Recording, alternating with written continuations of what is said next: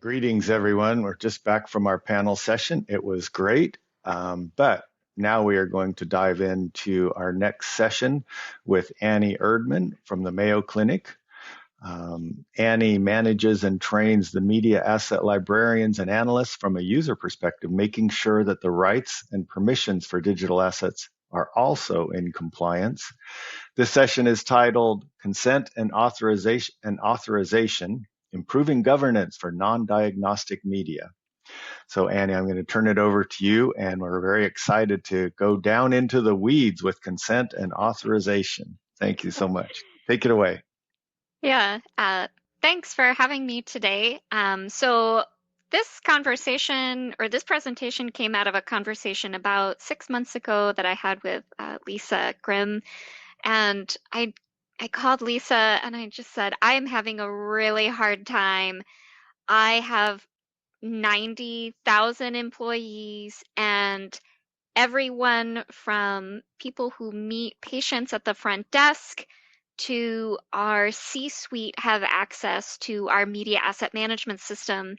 And how do I ensure that everyone understands what consent and authorization means and that we have the right materials and they know that and they know how they can use the media in our system? So I did sort of a dump of information with Lisa, and over a half an hour, we kind of worked through some things, and she said, "You should really present on what you do." So that's what I'm here today to share with you. So, hi, my name is Annie Erdman. I do have an MLIS, but I consider myself an information architect. I'm not a metadata expert, but I really love those who are. So my current role at Mayo Clinic, I am the service line manager for digital asset management within digital media distribution. So some of you know the structure of Mayo Clinic, some of you don't. We're a very, very, very large um, healthcare organization. We have 3 destination medical centers. Rochester is the hub. We also have a destination medical center in Arizona and also in Florida. We also have a regional healthcare system in the upper Midwest, and we do also have international as well. So we've got lots of things going on. I should also clarify that our system holds non-diagnostic material. So everything that would be DICOM wrapped, anything that's coming out of an X-ray or an MRI, that's in a separate system. We work with that team, but that's not the system we manage. But we do work with all 3 shields. And so I'll talk about education, research, and the clinical practice. So we do Marcom, but we also have our own production studio and in-house creatives. So we have a huge brand and marketing team, but we also work with our anatomical modeling unit that creates 3D assets for surgeons to practice spine surgeries on. Let me tell you, if you have to have spine surgery or any complex surgery, you want to come to Mayo Clinic because they are gonna get they're gonna practice on a 3D rendering of your spine before the surgery. Um, those assets live, some of those assets live in our system. So we have the full gamut. We have illustrations, video, you name it, we've got it. If you're interested in learning more about video workflow and digital asset management or media asset management, come find us at Rutgers. I am teaching the video course. So as a part of this project, I had 2 main collaborators. Carol Lammers is a fellow manager within our area, and she has been working in the consent and authorization space for a really long time. She used to manage our photography team. And then Chris Stewart, who is a legal, he's our JD in our compliance office. And I work with Chris so much. We have each other on speed dial. So a really big shout out to these 2 people. I really enjoy working with them. So as I mentioned, we've got 3 shields.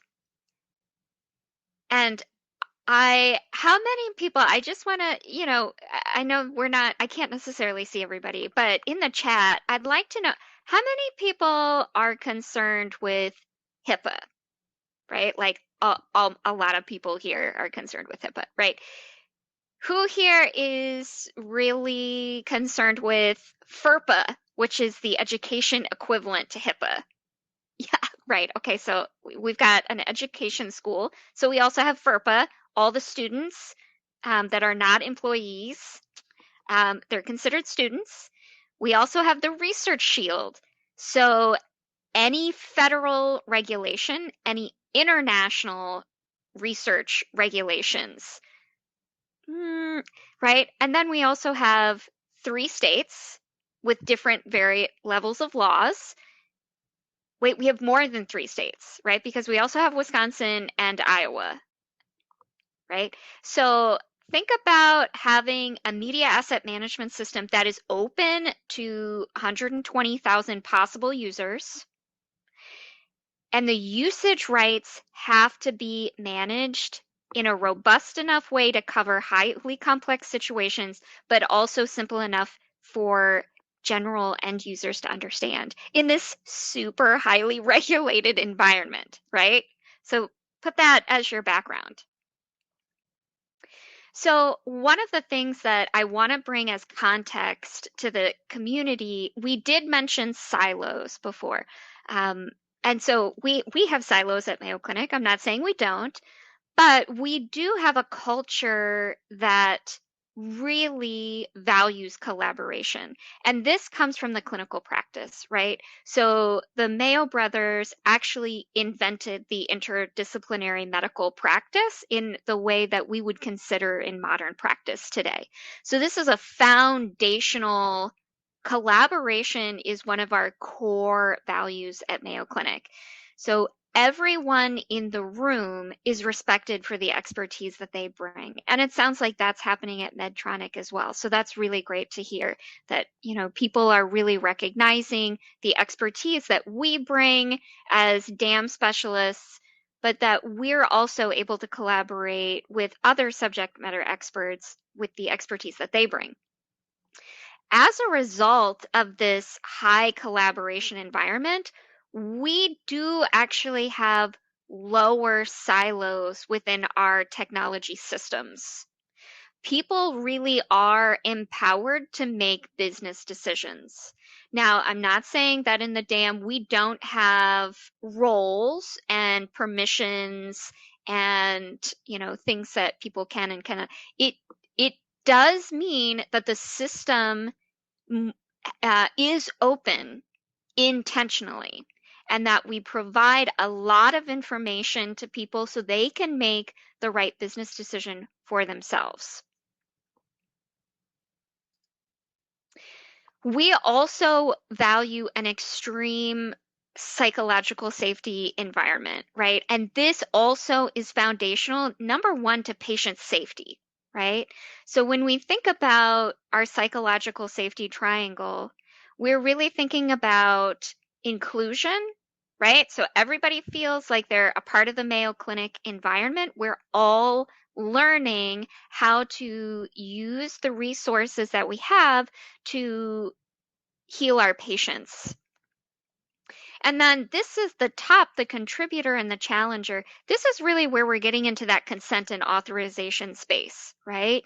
Do people feel like they can contribute? Do they understand what's happening? Can they raise a red flag? Can they say, like, I don't know if that's right. Should we be using this asset in this way? I don't see the linked consent and authorization forms here. Oh, that's okay because it says it's a standardized patient. So that's actually an employee that's masquerading as a patient, right? That's really, really important. So I think those things are really, really important for folks to understand. We do have a really healthy compliance.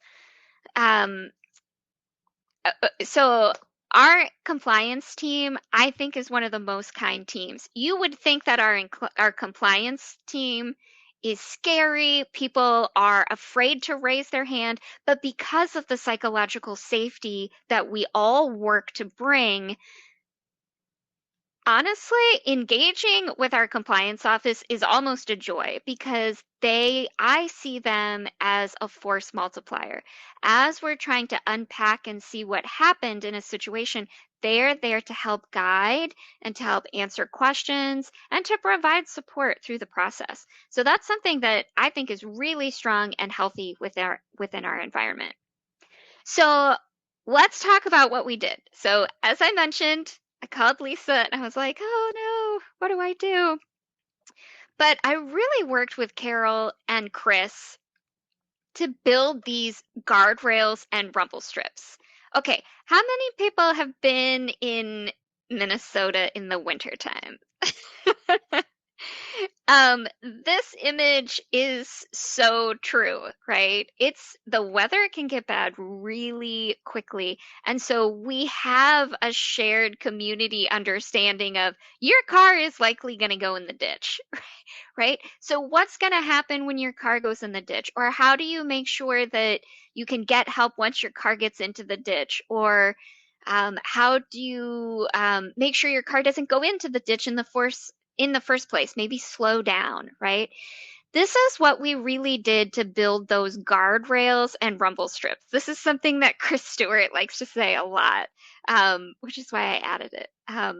So what we did specifically is we built shared understanding, we updated authorization methods, and then we really focused on education, right?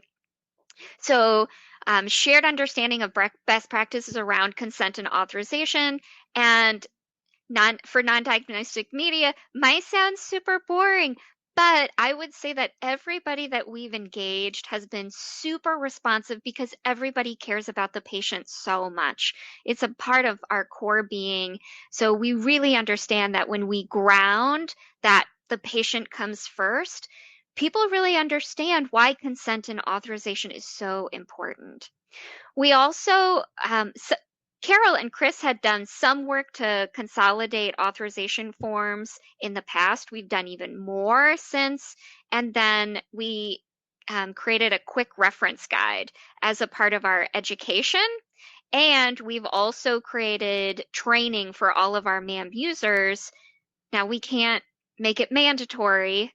There are policies around that. But you know, people can absolutely, when they have questions, we can send them to places. So as most folks know, if they've been paying attention to our Mayo Clinic presentations at Henry Stewart, we do use the DMAIC process, Six Sigma, and we do also use ADCAR by ProSci in order to run our projects. So again, really think about the define, measure, analyze, improve, control. That's DMAIC. So what we did is we really tracked our questions about consent and authorization. What were those what were those confusing questions coming from? And they were all across the board, right? Really making sure that we kind of were whittling them down. And then the other thing that was really also so important are really thinking about our true partnerships. And this is where that collaboration comes in again, right? I have so many friends in so many different legal departments.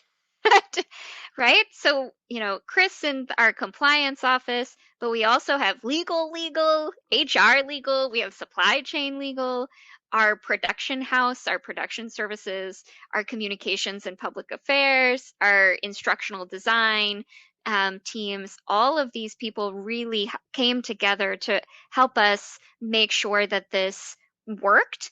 And then again, really targeting root causes, focusing on high impact versus lowest effort, and doing a PDSA cycle. So again, I really recommend that folks look up DMAIC or Six Sigma if you're interested in learning more about those topics. But we don't have time for that today. And then our outcome, early successes. Okay, so generally we've had positive reviews, and I think that's because people are just so thankful that there's one source of truth for how to use which form for which audience and how to access them when you're looking at assets, right? Oops. So the other thing that is really important is we absolutely opened up the dialogue, right? So we were able to meet with lots of different groups. And because we were asking questions, people come to us and they think we're this, we're the experts. And because we were asking questions in a low risk environment due to psychological safety, other people started asking really good questions themselves. Okay. So, as I mentioned, our source of truth reference guide has been a huge hit. People really, really like that. And the overall outcome is that people can, you know, the adoption has been high, and the number of assets that can be used externally has increased, right? So as people are using the quick reference guide, they know which consent and authorization forms to use. They know how to submit them to get them processed, and we can attach them to the assets. So that means that in our system, people can look at an asset, they can see it can be used externally, and they can click on a link to see that signed consent and authorization form right there. So lessons learned, we should have gotten specific governance around consent and authorization earlier, right? And then I think that the other thing that we learned, and all the project managers will laugh, really thinking about the scope, being able to stay focused. There were so many different spaghetti tendrils that we could have pulled on as a part of this project, but we needed to keep the scope really tight in order to stay focused. All of the other items that could have been in scope were moved to a different working group or taken on by different groups. So what's up next? We are building that specific governance. It is going to be a subcommittee of our PHI subcommittee, which is an enterprise-wide committee. So we've got access to good leadership that has overarching access across the entire enterprise. And then we're going to iterate, right? So we are going to continue to see how things go, and we're really, really interested to see what problems come up next. So far, one of the things that's been coming up is, well, what do we do for really different use cases? What if we originally did a patient story, or what if it was originally created for educational purposes, but now we want to use it for marketing, right? Well, there's been great discussions about that, but yeah, when you use assets for marketing and national and international marketing, um, the threshold rises. So that's where we're at this time. Okay. Hi. Well, that was fascinating. I have questions for you. Um, First, in your as you've brought all of your assets together, are in the three areas. I can't remember all the ones that were, Sure. but are these primarily internal assets, not marketing assets that would have a wider distribution or a public distribution? No, Okay. It's all in the same dam. So we do have assets that are for internal use only. We do have the C-suite, the executive office, and we do have the Hmm. Department of Development. So those are very sensitive assets.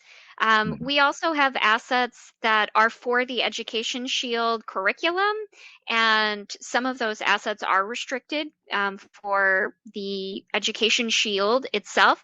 Any of the data that comes from the Research Shield, most of that is also internal, but the vast majority is external use. So that our we call our physicians consultants.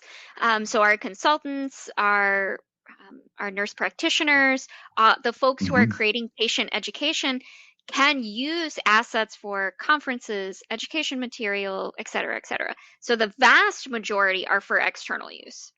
Okay. So that leads into my next question. Hmm. It kind of is astonishing that you have over 100,000 users. And I imagine you have terabytes worth of assets because with such a large organization. So Yes. with all of those users, you still have to manage the rights for those. So my question is, how do you manage the users? Do you create user groups that gives you the We do. granularity? So that gives you Hmm. the granularity of what specific rights to manage what the users can to manage what that group can see.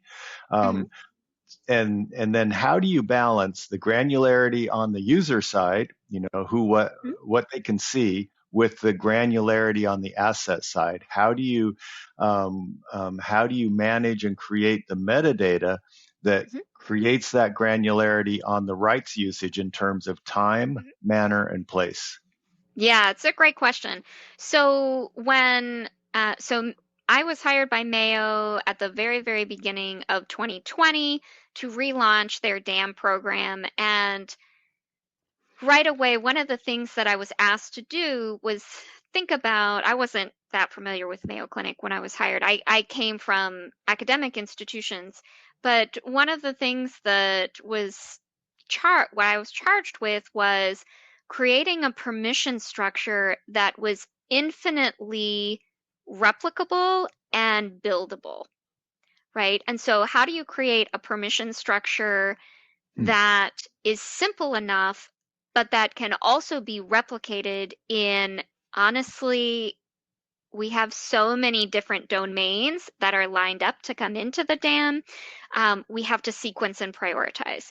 Mhm. So that's really what I did, right? I created a structure that was simple enough, but that could be replicated almost on demand.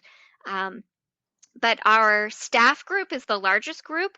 That is folks that you can be a desk attendant, right, and be a staff member and have access to the system. So that's really how we did the permissioning. And then um, we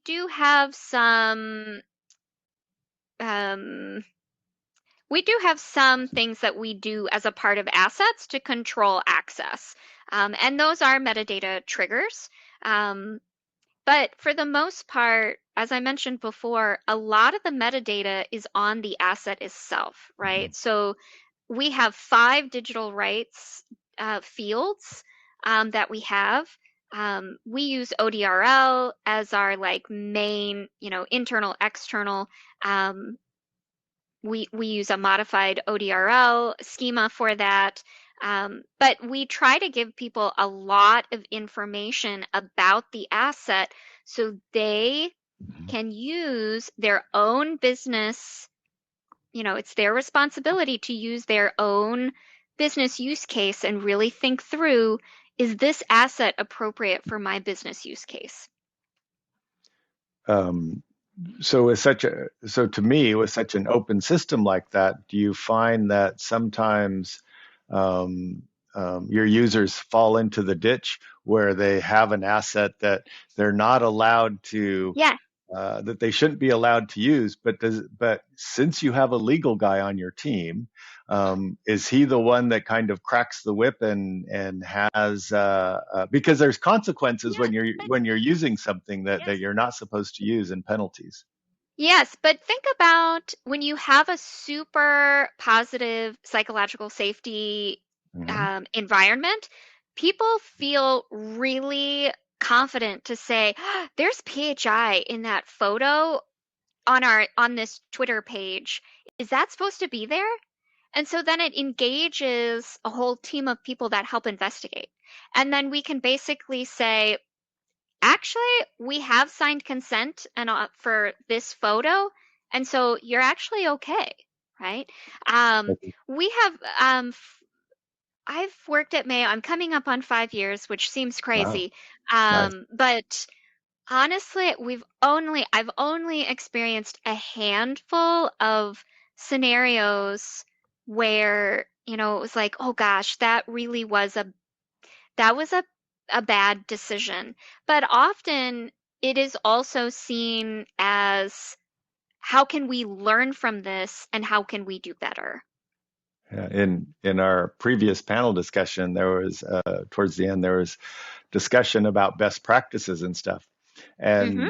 and just listening to you speak, finding that balance between the open system and stuff is Yes. like nirvana to DAM. I think a lot of people, a lot of DAM administrators are still in the DAM dungeons. Hmm. Um, so, have you ever considered putting that out there as a model? Here is a model of how we can structure the policies, the infrastructure, the metadata, all of that stuff, so that you have this open system, but still have the governance, so that you're empowering people to make good decisions.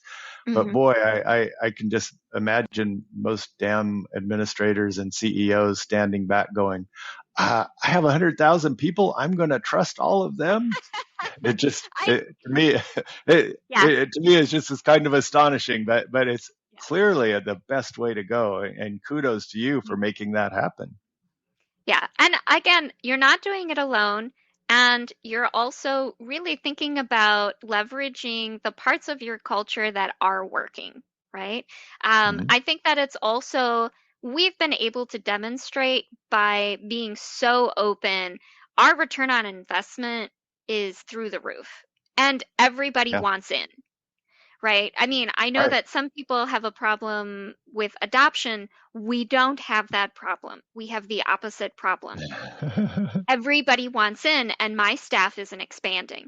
So that's the next iteration, right? Right, We've actually moved to a hybrid model where we have some communities that are a part of like extreme creative workflows, they get right. high touch.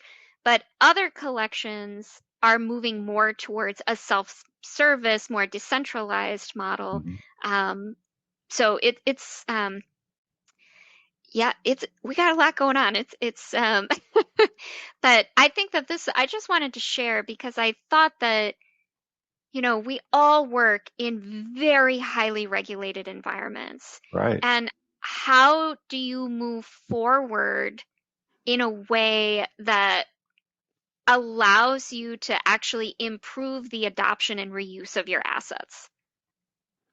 Wow. Well, I really appreciate you ending the our Dam for Healthcare Day on such a positive note.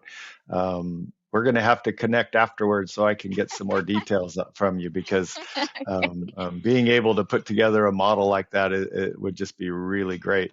Mhm. So I really appreciate all you're doing at the Mayo Clinic. And for all of the panelists and sessions today, we've learned a great deal. And these will all be available for the next few days so that you can download them and look at them again. And just real quickly, I do want to make a quick plug for the upcoming Henry Stewart Dam New York 2024. This will be a live in-person event taking place on October 23rd and 24th. We hope to see many of you there, and check that out at henrystewart.com or henrystewartconferences.com, and you can get some more information. Thanks to everyone for joining us today. Please check out the resources on our sponsors' exhibition sites. I know that we put together at Rise Time, we did put together a governance. I have to do a little plug for Rise Time. We did put together a governance white paper, although after some of the sessions today, we may have to look at getting some people to help us edit that. But it's been a great event today. Thanks to Henry Stewart and everyone joining us today. And with that, we are going to close out this event right now. Look forward to seeing you, and hopefully we'll check with you again when we're in New York. Thank you all very much for a great event, and thanks to all of our speakers and the sponsors.